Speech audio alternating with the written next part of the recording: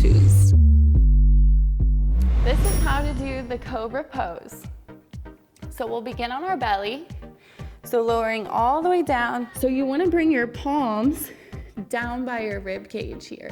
So we'll begin starting down.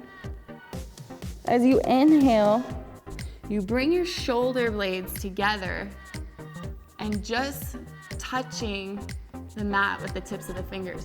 So we're not pushing up, we're really using our upper body and our muscles to squeeze and pull up.